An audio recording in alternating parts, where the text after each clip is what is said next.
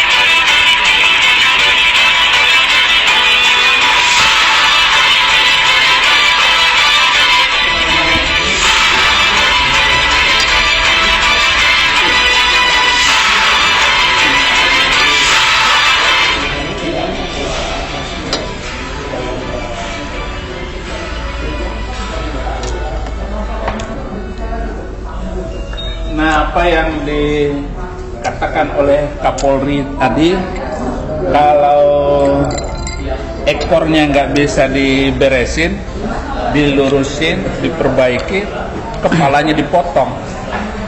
Kira-kira apa maksudnya pembicaraan ini, Pak Ketua? Ya, maksudnya Kapolri menurut saya bagus.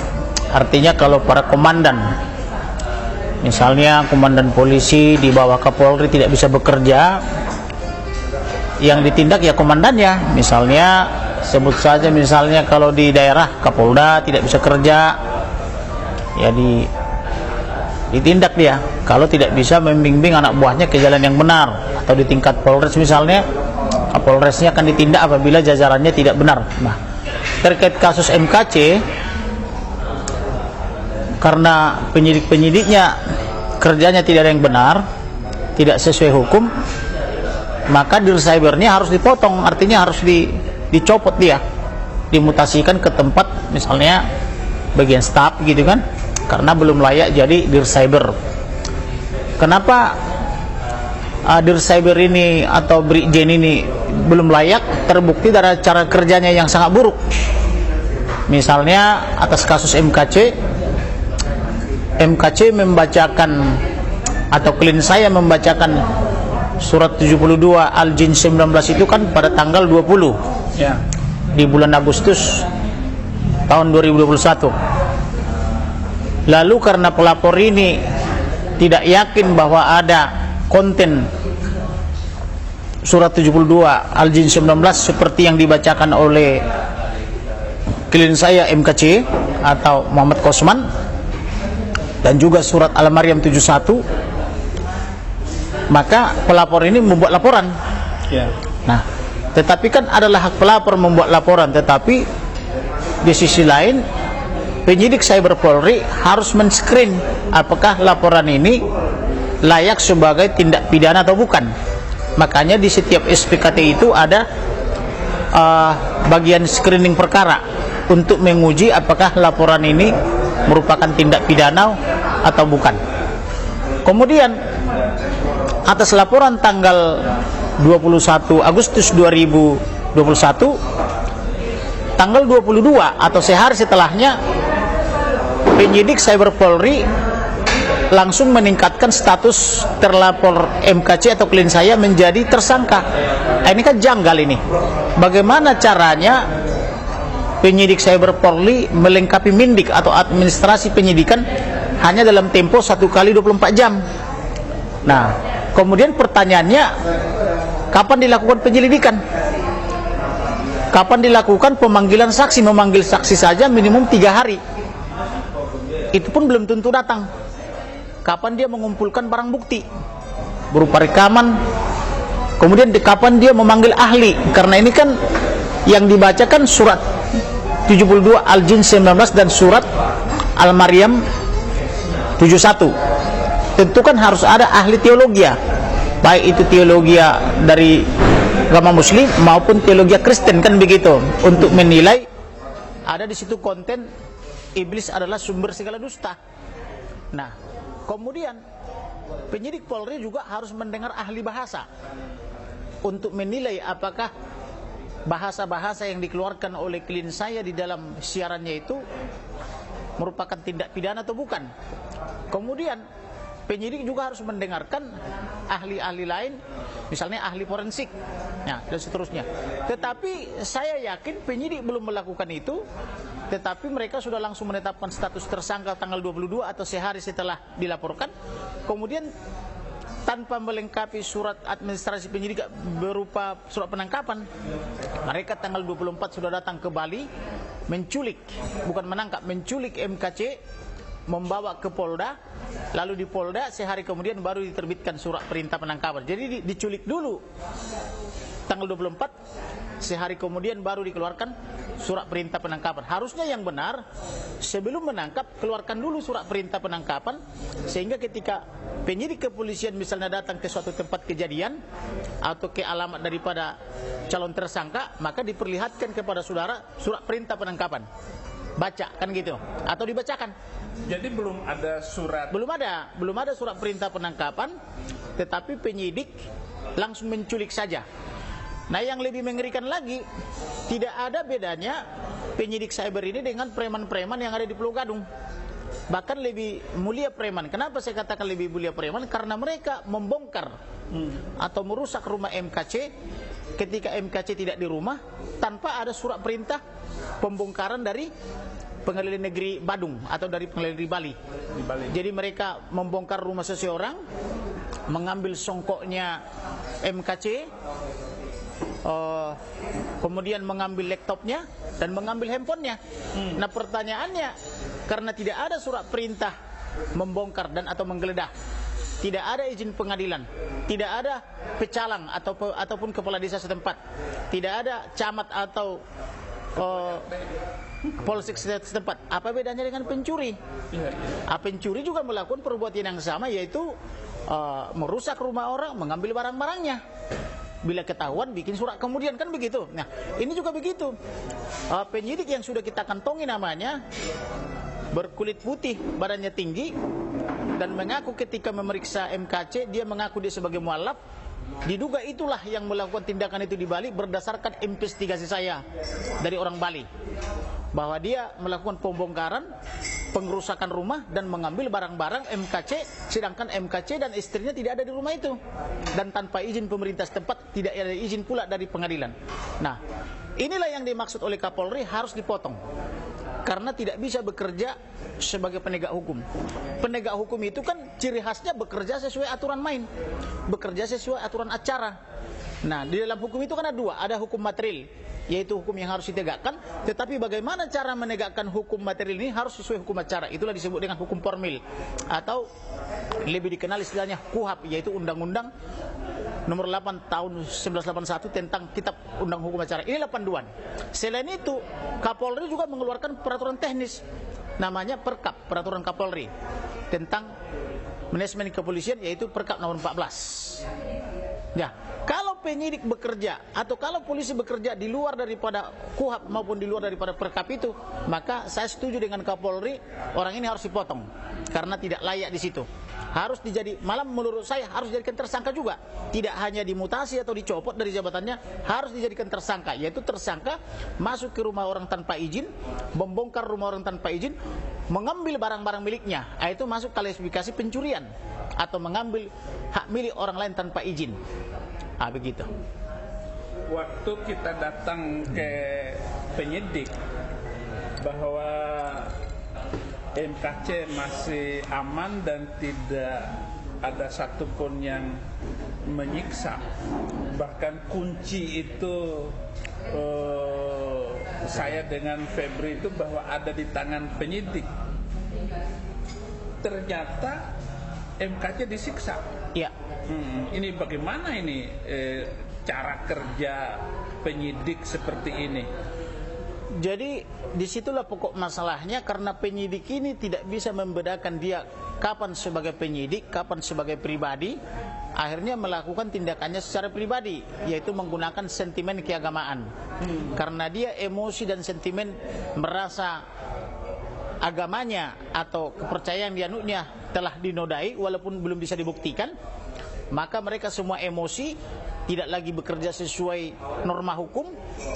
Lalu diduga juga ada intervensi atasan penyidik sehingga mereka berani melanggar undang-undang dalam menegakkan hukum atau menegakkan aturan atau menegakkan undang-undang, sehingga mereka ketika telah menangkap MKC tanpa surat perintah penangkapan, tanpa disertai administrasi penyidikan, mereka merencanakan bersama polisi lain, yaitu kepala rutan dan jajaran anak buah kepala rutan, bersama-sama dengan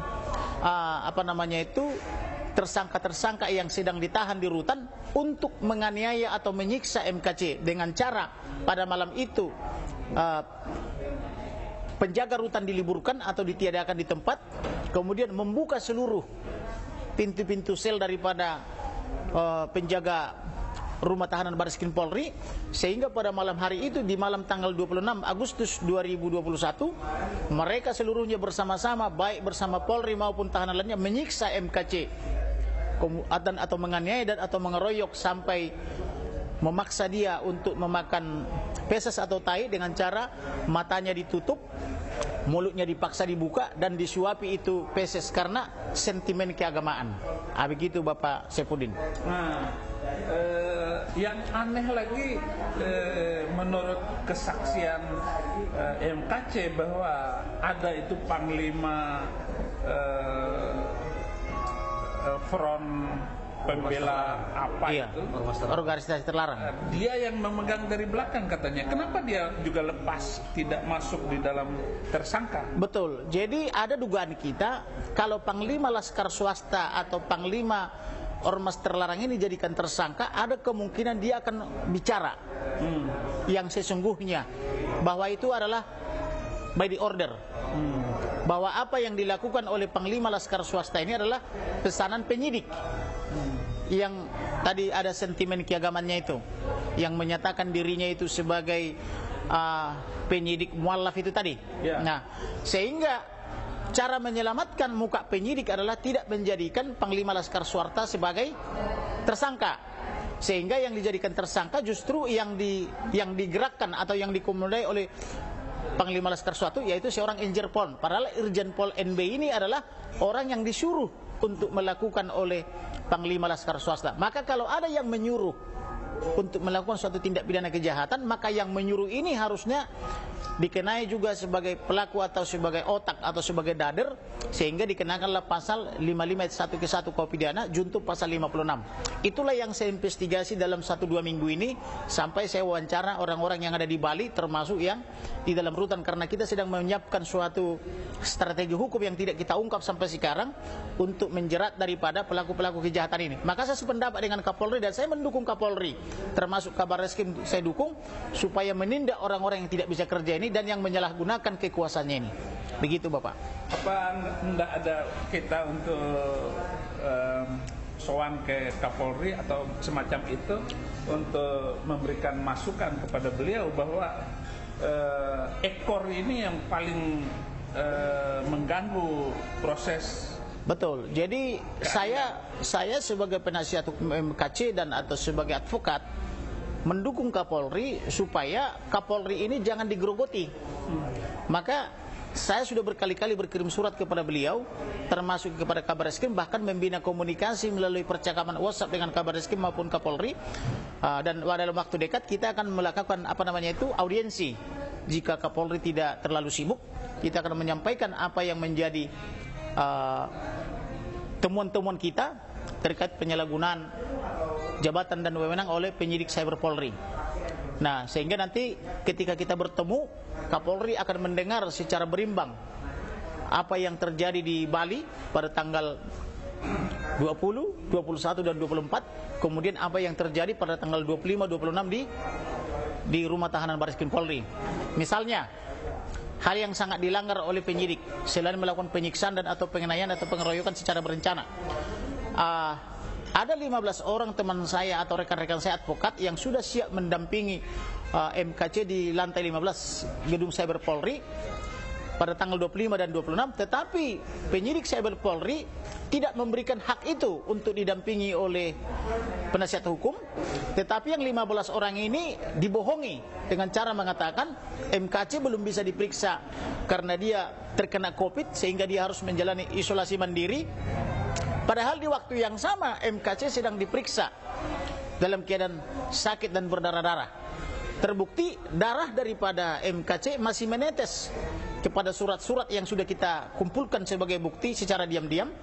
Kemudian asli daripada surat ini juga ada pada Kepala Rutan Barreskrim Polri yang juga sudah disampaikan kepada atasan daripada para penyidik. Nah, kemudian walaupun sudah terjadi penyiksaan-penyiksaan secara beruntun dari jam 1 sampai dengan jam 3 tanggal 26 Agustus 2021, itu masih terulang terjadi atas peran penyidik juga. Jam 15 dengan cara penyidik memanggil MKC pada jam 15, kemudian setelah dipanggil untuk dibon dari ruangannya, lalu disuguhkan kepada Irjen Pol untuk dipukuli atau disiksa lagi. Nah, jadi tidak bisa penyidik mengatakan kami tidak tahu. Orang yang memanggil penyidik kok, yang menangkap dari Bali juga penyidik, atau yang menculik dari Bali, yang menahan juga penyidik. Maka tanggung jawab kepada tersangka MKC ini adalah tanggung jawab daripada penyidik. Kira-kira begitu Bapak Saifuddin. Ya. Kenapa penyidik belum mampu untuk membuktikan dalam waktu yang sudah ditentukan sehingga katanya masih memperpanjang? Nah, itulah semakin meyakinkan kita bahwa benar penyidik ini menyalahgunakan kewenangan. Artinya juga membuktikan bahwa benar ketika penyidik melakukan penculikan dan atau penangkapan terhadap diri MKC atau klien saya, dia belum memiliki bukti apapun. Itu sebabnya pada tanggal 24 ketika dia melakukan penculikan dan atau penangkapan tanpa surat perintah penangkapan, dia membongkar rumahnya atau kontrakannya tanpa izin ketua pengadilan negeri untuk mengambil songkok handphone daripada MKC tanpa izin, yang punya tanpa izin ketua pengadilan, dan terbukti dalam masa penahanan 20 hari diperpanjang 40 hari belum bisa P21. Artinya kenapa tidak P21? Karena belum ada bukti yang dilanggar. Sehingga apa yang terjadi ketika penyidik menanyakan tentang pasal 116 ayat 3 tentang saksi-saksi yang meringankan. Waktu itu kita menawarkan 7 orang. Penyidik hanya mau memeriksa waktu itu awalnya 2 orang, kemudian menjadi 3 orang. Dan ketika diperiksa tersangka yang meringankan itu, penyidik justru mengeluarkan jurus-jurus pertanyaan yang mengarahkan kepada pemberatan. Seharusnya penyidik bertanya hal-hal apa yang bisa meringankan tersangka. Itu harusnya pertanyaan untuk saksi yang meringankan. Tapi karena penyidik belum punya bukti, dia berusaha menjadikan saksi yang meringankan menjadi saksi yang memberatkan dengan menggiring pertanyaan kepada kebencian. Saking bencinya penyidik-penyidik ini atas nama agamanya kepada tersangka MKC, maka semua pertanyaan yang dilontarkan kepada saksi yang meringankan adalah pertanyaan-pertanyaan yang mengarah kepada menyudutkan atau mengarah kepada kebencian. Sehingga saya protes kepada penyidik yang bersangkutan yang sudah saya kantongi namanya itu, dan segera saya laporkan kepada Propam dan Kapolri maupun Kabarreskrim. Yaitu pertanyaannya begini: apakah kamu terima ketika tersangka MKC ini mengeluarkan kata-kata seperti tertera dalam surah Al-Jin, surat 72 Al-Jin 19? Nah, kebetulan yang ditanya ini juga tidak memahami surat 72 Al-Jin 19, sehingga dia bilang, ya saya sakit hati, kan begitu. Tapi ketika saya jelaskan bahwa ada surat itu, dia bilang belum sampai ilmu saya ke sana. Kemudian ditanya lagi, apakah kamu sakit hati? Katanya kan gitu. Jadi semua pertanyaan penyidik ini mengarah kepada sakit hati aja. Apakah kamu benci atau sakit hati atau tidak suka jika dikatakan semua orang pasti masuk neraka, sebagaimana kandungan daripada surat Al-Maryam 71. Maka yang bersangkutan itu juga menjawab, oh ya tidak terima dong kalau saya masuk neraka. Tapi ketika saya tanya, kamu tahu nggak bahwa isi surat Al-Maryam 71 itu seperti ini? Wah saya belum sampai ke situ ilmu saya, bos, kan begitu. Jadi artinya orang-orang yang membenci ini sesungguhnya tidak mengerti tulisan itu atau belum membaca tulisan itu. Nah, ayatnya belum dibaca, sehingga penyidik ini mencoba menggoreng-goreng atau membuat pertanyaan bagaimana supaya orang membenci. Padahal tugas penyidik bukan menyimpulkan, bukan menciptakan kebencian. Tugas penyidik adalah mengumpulkan bukti-bukti, mengumpulkan keterangan-keterangan, supaya perkara yang belum jelas menjadi jelas. Nanti yang menilai kan hakim, yang menuntutkan jaksa sebagai peneliti berkas. Nah, yang lebih konyol lagi, tersangka MKC ini kan dilaporkan asal pasal 28 ayat 2, junto pasal 45 Undang-Undang ITE, junto pasal 156 dan 156A KUH pidana. Akan tetapi masa penahanannya ini hanya 60 hari, yaitu 20 hari perpanjang 40 hari. Tapi karena penyidik tidak mampu membuktikan tuduhannya, sedangkan dia sudah terlanjur menangkap atau menculik dan menahan, maka akhirnya ditambahilah pasal baru, yaitu pasal 14 ayat 1 dan 2 Undang-Undang nomor 1 tahun 96. Sehingga pasal ini tidak ada tadinya dilaporkan, tapi ditambahkan. Nah, ini yang sedang kita protes kepada Dircyber dan Kapolri, supaya MKC segera dilepaskan karena tidak ada dasar penerapan daripada pasal 14 ini. Namun kita duga, tapi baru menduga ya Pak Saipudin ya, kita duga bahwa pasal ini muncul mungkin ya dari petunjuk P19 ketika kami belum jadi pengacaranya. Ketika pertama kali penyidik melimpahkan berkasnya ke Jaksa Agung, kita duga ada petunjuk P19 dari jaksa yang menambahkan pasal 14 ayat 1 dan 2 Undang-Undang nomor 1 tahun 96. Nah, ketika kami belum jadi pengacaranya, nah itu yang kami teliti terus, karena sampai dengan hari ini penyidik tidak pernah mau memberikan turunan daripada pemeriksaan tersangka MKC sesuai pasal 72, sehingga kita terpotong-potong memahami perkara ini karena kita bukan pengacara dari awal. Dan pengacara dari awal juga tidak pernah berhasil bertemu dengan MKC, sehingga dasar kami adalah ya laporan polisi yang sudah kami dapatkan dari keluarga. Laporan polisinya itu tidak melaporkan pasal 14. Oleh karena ini kita lagi menguji pasal ini, kemudian dengan tindakan-tindakan polisi yang kita kualifikasi sebagai sangat barbar, artinya tidak sesuai dengan hukum acara. Iya, jadi kita sayang kepada Polri, kita mau Polri menjadi polisi betul-betul sebagai pelindung, pengayom dan pelayan masyarakat yang profesional, yang objektif, yang tidak bekerja berdasarkan sentimen keagamaan atau kepercayaan. Sehingga apa yang dikatakan oleh Kapolri harus memotong kepala daripada pemimpin yang tidak benar memimpin anak buahnya, saya setuju. Maka saya minta pertama kali supaya Kapolri segera memotong kepala dir cyber karena dia bekerja tidak profesional. Kemudian juga memotong kepala daripada Irjen Pol NB karena dia walaupun sudah sebagai tersangka dalam perkara tindak pidana korupsi dan tindak pidana pencucian uang dan atau sudah menjadi terdakwa malah tinggal menunggu putusan inkrah dari Mahkamah Agung, tetapi dia masih bertindak sebagai preman atau pelaku kejahatan ya, dengan cara menyiksa dan atau menganiaya daripada MKC. Padahal Indonesia telah meratifikasi undang-undang anti penyiksaan. Indonesia juga telah meratifikasi undang-undang tentang HAM.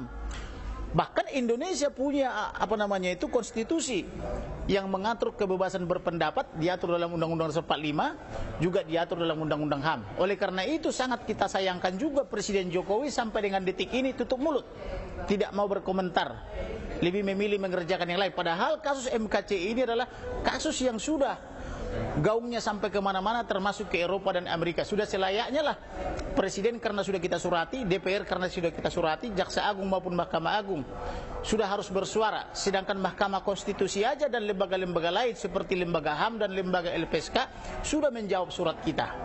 Kira-kira begitu Pak Saifuddin. Ya, kembali ke Febri.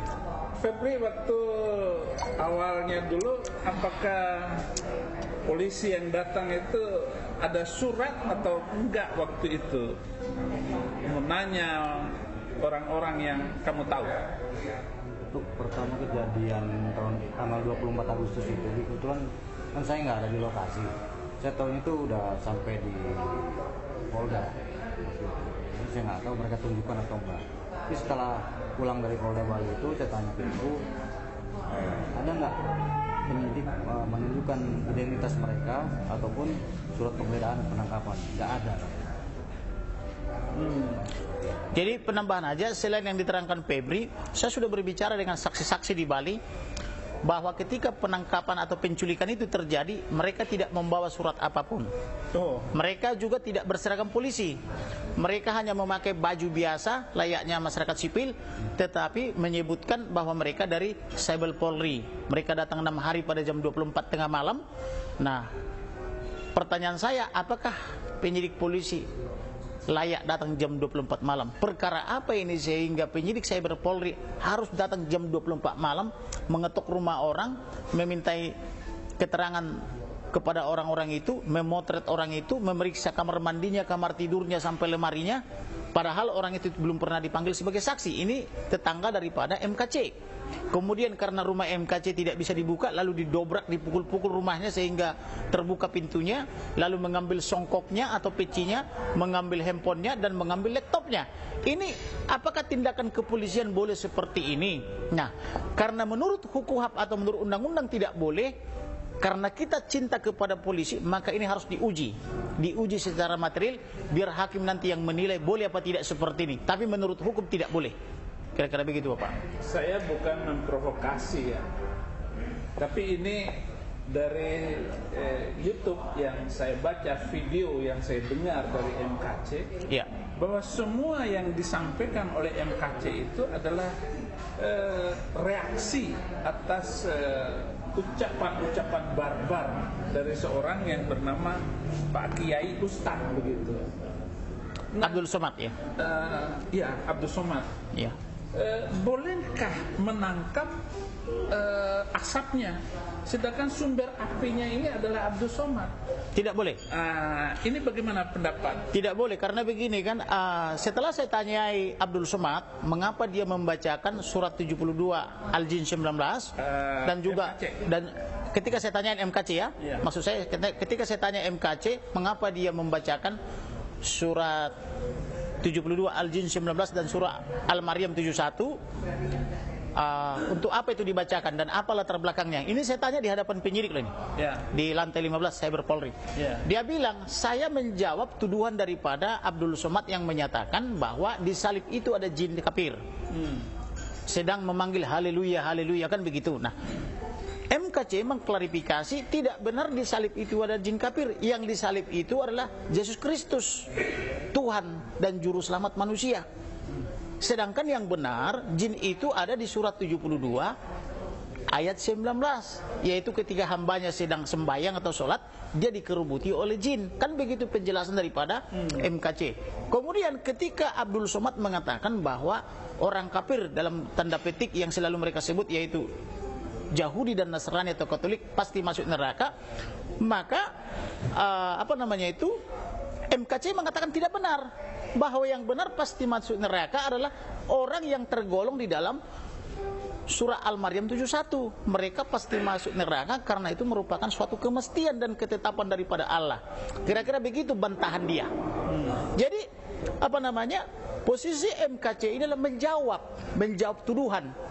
Maka apabila MKC mau dijadikan tersangka, maka penyidik harus melakukan penyelidikan dulu. Kenapa dia melakukan itu? Yang kedua, dia harus lebih dulu diperingatkan oleh Menteri Dalam Negeri, diperingatkan oleh Menteri Agama, diperingatkan oleh Jaksa Agung atau Kapolri bahwa itu tidak boleh dibaca. Misalnya, janganlah membaca surat 72 Al-Jin 19. Itu tidak boleh. Misalnya, ya harus diperingatkan dulu dengan keras. Tapi kalau masih dibaca lagi, boleh, kan gitu. Tapi juga kalau dilarang itu dibaca, harus ada dasarnya. Karena ini kan bacaan kitab suci umat Islam. Sedangkan umat Islam selalu mengatakan bahwa ini adalah rahmatan lil alamin, artinya rahmat bagi setiap orang. Dan kita juga suka atau tidak suka disuguhkan setiap hari 5 kali. Kita harus mendengar suara dari Toa tentang surat-surat yang ada di sana, terlepas kita suka atau tidak. Kita harus mendengarkan itu. Lah kenapa ini menjadi masalah ketika dibacakan oleh MKC? Nah kemudian, kenapa MKC diproses sedangkan pemicunya atau apinya yaitu Abdul Somad tidak pernah diproses? Nah inilah yang kita pertanyakan di negara ini. Karena negara ini punya konstitusi yang sangat bagus, punya dasar negara yaitu Pancasila yang sangat bagus, punya undang-undang hingga undang-undang anti penyiksaan dan undang-undang HAM. Tetapi pelaksanaannya karena orang-orang yang tidak benar seperti yang disebutkan oleh Kapolri tadi, kerjanya tidak becus.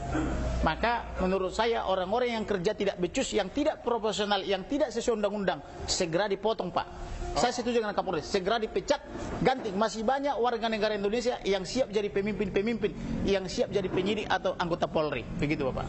Ya, kalau saya pahami Abdul Somad ya nggak salah, karena dia mengikuti apa yang diperintahkan oleh Tuhannya. Sama seperti saya dulu, begitu tidak suka dengan orang Kristen, benci sekali. Kalau bisa itu ya harus dihabisin, gereja harus dibakar. Itulah mental saya ketika itu. Jadi Abdul Somad sebenarnya nggak salah, karena kitab itu boleh membunuh, boleh menyiksa, boleh ya kalau cuma mengejek ya itu kecil gitu. Tapi saudara-saudara boleh membantah apa yang saya katakan, karena saya pernah mengalami hal yang sama. Saya punya pengalaman yang dalam ketika saya berkeyakinan seperti Abdul Somad dahulu. Apa tindakan langkah selanjutnya pengacara? Ada beberapa tindakan atau upaya hukum yang sedang kita persiapkan dan sedang kita lakukan, tapi sebagian kita rahasiakan. Karena khawatir nanti kalau kita ungkap semua, maka dari pihak sana akan segera menghilangkan barang bukti atau mengganti barang bukti. Misalnya katakanlah tadi yang bisa kita ungkap dulu ya. Saya sudah menginvestigasi saksi-saksi di Bali. Misalnya saksi ini mengatakan, oh rumah kami digeledah tengah malam tanpa surat penggeledahan. Mereka datang tanpa identitas kepolisian, hanya menyatakan kami 6 orang ini adalah polisi dari Cyber Polri. Kemudian itu pun hanya menyebutkan nama dia secara sepotong, tidak lengkap. Contoh misalnya dia menyebut namanya Andi, padahal yang sebenarnya Sandi misalnya gitu ya. Yang satu lagi berwarna kulit putih mirip orang-orang Mandarin kan begitu, badannya tinggi. Saya sudah tahu dan dia yang diduga mengaku sebagai seorang mualaf kan begitu. Memang dia sangat benci ketika melaksanakan pemeriksaan di Cyber Polri. Nah, ini sudah diinvestigasi semua. Kemudian saksi-saksi juga menjelaskan kamar mandi kami juga diperiksa, dipotret, kami juga dipotret tanpa izin, handphone kami juga diambil tanpa surat penggeledahan dan surat penyitaan dari pengadilan ataupun surat dari kepolisian Polri.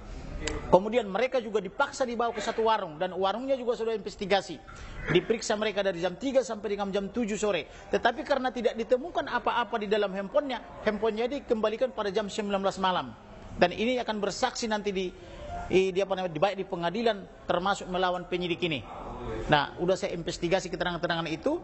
Kemudian saya sudah berbicara dengan saksi yang dimana mereka membongkar rumah MKC, mengambil songkok, handphone dan pecinya tanpa izin, tanpa melibatkan pecalang atau kepala desa, tanpa melibatkan aparatur pemerintah baik dari kecamatan atau dari ke pengadilan. Nah, ini semua dilakukan dengan cara-cara yang tidak benar. Maka mengumpulkan barang bukti ataupun apapun namanya itu secara tidak benar itu tidak sah secara hukum dan tidak dapat dibenarkan.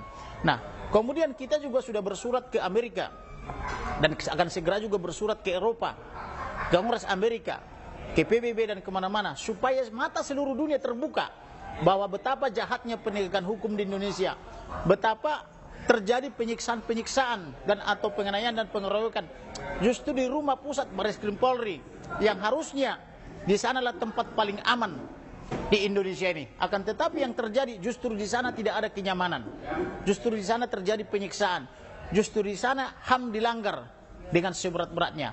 Kemudian hak-hak daripada pengacara, di mana pasal 54 dan pasal 5 mengatakan tersangka berhak menunjuk sendiri advokat atau penasihat hukumnya. Tetapi 15 orang itu yang sudah siap untuk mendampingi daripada MKC tidak diberikan kesempatan oleh penyidik dengan menyebutkan bahwa MKC sedang menjalani isolasi mandiri 7 hari ke depan karena COVID, padahal di waktu yang sama sedang diperiksa. Nah, ini kan melanggar pasal 54, pasal 55 KUHP. Kemudian tersangka itu kan berhak untuk dirawat di rumah sakit karena sakitnya, tetapi kesempatan dirawat itu tidak diberikan, kecuali setelah saya jadi penasihat hukumnya sama Martin dan Febri. Akhirnya dokter yang ada di rutan Barreskrim Polri memberikan obat-obat yang sesuai kita referensikan, antara lain sakit gula. Itu pun karena saya punya pengalaman mengelola atau membidangi 117 rumah sakit dan klinik. Nah, kemudian ada lagi hak-hak daripada penasihat hukum sesuai pasal 72 KUHP, bahwa turunan daripada pemeriksaan tersangka itu kita harusnya dapatkan, tetapi sudah berkali-kali menyurati Cyber Polri, dia tidak pernah mau menjawab, sedangkan penyidiknya mengatakan Cyber Polri tidak mengizinkan. Nah, karena Cyber ini bekerja sesuai keinginan sendiri, bukan sesuai KUHP, maka saya sependapat dengan Kapolri, Cyber Polri ini harus segera dipotong kepalanya, dikembalikan dia misalnya atau ditempatkan menjadi staf biasa di di Mabes Polri. Begitu Bapak Saifuddin. Luar biasa saudara-saudara, ya. Penjelasan dari awal masalah kasus KC sampai perpanjangan penahanan. Ini semua harus diperhatikan oleh saudara-saudara yang sudah mendoakan kami, yang mendoakan para pengacara, lebih-lebih Muhammad KC yang sedang dalam tahanan ini.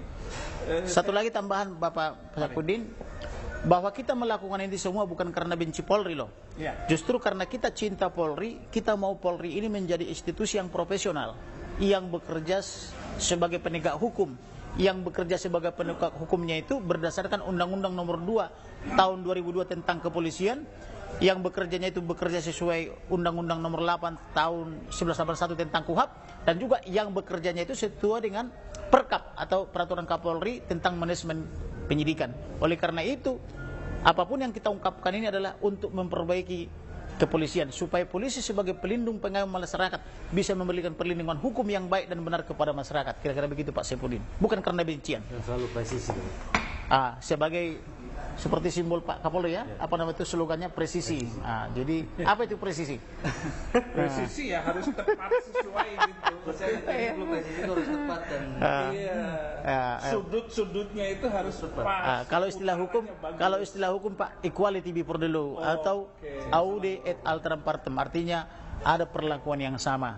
Tidak boleh penyidik lupa identitasnya sebagai penyidik, Polri, tetapi mengedepankan dia sebagai agamawan atau misalnya sakit hati karena diduga agamanya terhina, kan begitu. Jadi kalau orang sudah berani jadi Polri, dia harus berdiri di atas nama agama itu. Dia tidak lagi, oh saya agama Kristen, oh saya Katolik, saya Islam. Tidak boleh lagi.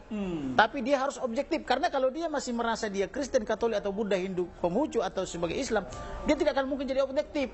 Dia pasti subjektif. Nah, supaya Polri itu bisa objektif, lupakan kau punya identitas. Kau sudah, ya agamanya. Ya, Kau sudah menikmati gajimu dari pajak rakyat, maka kau bekerja sebagai aparatur, sebagai manifestasi daripada rakyat, bukan sebagai manifestasi dari keagamaan atau suku, gitu. Jadi dia tidak boleh lagi mengingat-ingat sukunya, agamanya atau identitasnya begitu, tapi dia adalah sebagai Polri. Maka Polri adalah pelindung, pengayom dan pelayan. Ibaratnya dia ada pagar. Jangan sampai pagar makan tanaman, kira-kira begitu Pak Pendeta Saifuddin. Haleluya. Iya. Saya 2 bulan ditahan di rutan Bareskrim. Saya sudah tahu kamar ini berapa harganya, Indomie itu berapa harganya. Kalau buka gembok itu berapa saya harus salam tempel kepada penjaga. Saya tahu persis. Ya. Tapi kalau kita tanyakan kepada mereka sekarang ya, nggak ada. Pasti begitu.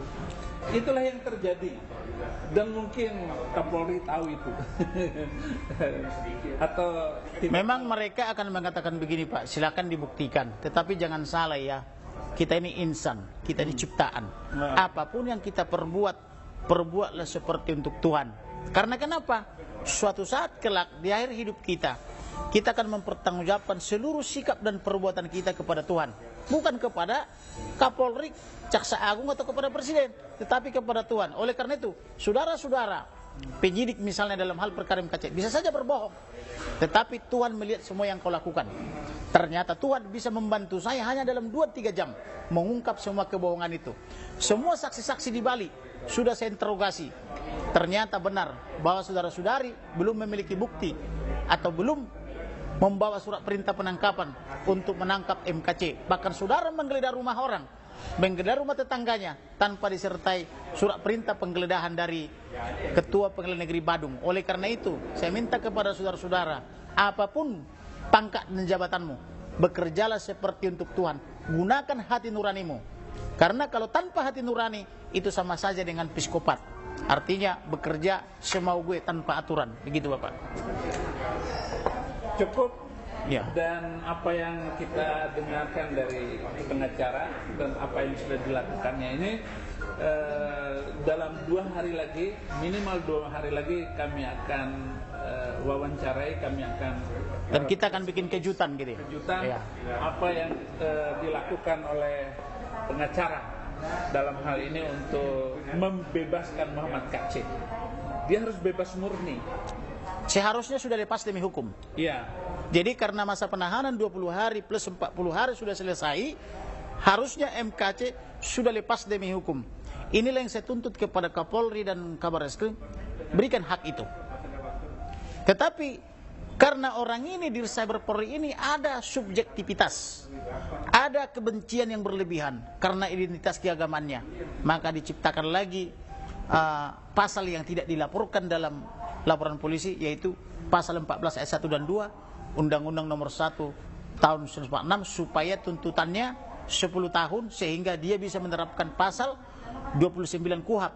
Sehingga kami sebagai penasihat hukum sudah menolak dan tidak mau menerima surat perpanjangan itu, dan sudah mengirimkan surat kepada Dirsaber Polri bahwa kami tidak menerima itu, tetapi meminta dengan sangat secara hukum supaya MKC dilepaskan dari hukum.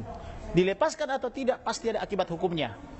Saya akan melakukan tindakan hukum yang masih kami rahasiakan, dan saya minta pertanggungjawaban baik secara pribadi maupun sebagai jabatan daripada Dirsaber Polri atas perbuatan-perbuatan mereka selama 2 bulan lebih ini. Begitu Bapak. Karena kenapa? Saya punya kewajiban sebagai warga negara yang baik, sebagai calon pemimpin negara ini harus benar secara hukum dan harus benar di mata Tuhan. Kira-kira begitu. Oke. Izin, Pak. Tadi ada pertanyaan dari Ibu. Nah, dengan live begini kita ibaratnya memberikan nasihat kepada Polri. Ya. Nanti Ibu makin dipersulit nanti ketemu dengan Bapak katanya. Karena sulit sekali kemarin ketemu lah. Jadi memang itulah yang disebut dengan the tournament of the Popular. The tournament of the Popular itu adalah menyalahgunakan kekuasaan. Itu berasal dari bahasa Prancis atau berasal dari hukum administrasi negara Prancis. Jadi ketika rakyat mengkritik, ketika tersangka atau keluarganya meminta haknya, maka penyidik Cyber Polri atas dasar kewenangannya menyalahgunakan kewenangan. Menyalahgunakan kewenangan itu adalah kejahatan juga secara pidana dan merupakan tindak pidana perbuatan melawan hukum atau onreh matidat. Kemudian juga bisa dituntut secara tun. Dan karena mereka menyalahgunakan kewenangan, itulah yang disebut oleh Kapolri akan memotong kepalanya. Nah, sebenarnya penyidik tidak boleh mempersulit keluarga, apalagi melarang keluarga untuk membesuk hanya karena dikritik atau karena diminta haknya. Karena itu sudah diatur semua dalam KUHP. Jadi soal pertanyaanmu tadi yang dititipkan oleh Ibu, bahwa apabila kita mengkritisi kinerja penyidik yang tidak benar, maka dia akan menyalahgunakan kewenangan, itu tidak boleh, harus kita lawan. Karena kenapa? Kalau kita tidak berani melawan kejahatan, maka kejahatan akan berkuasa. Nah, kenapa kejahatan begitu berkuasa di Indonesia ini? Karena para rohaniawan juga, kemudian juga masyarakat juga, bahkan warga negara juga takut atau tidak mau menggunakan haknya. Tetapi negara supaya bisa benar harus seperti negara di Eropa dan di Amerika, di mana warga negara itu kritis dan diberikan kebebasan berpendapat. Dan konstitusi kita juga sudah mengatur tentang kebebasan berpendapat, termasuk juga undang-undang HAM, kan begitu. Sini rekan Martin, sini. Iya. Ya, gitu. sudah mau berakhir ini. Tapi Ya. duduk aja dulu. Silakan duduk. Ya. Tinggal ditutup. Ini pengacara baru datang. Ya. Tetapi konferensi pers dan penjelasan dari ketua PH kita itu sudah melengkapi semuanya untuk siaran sore ini. Terima kasih. Baik. Semuanya. Terima kasih juga. Baik. Rumah makan ini juga terima kasih. Tuhan Yesus memberkati. Tuhan Yesus memberkati. Salam. Shalom. Iya.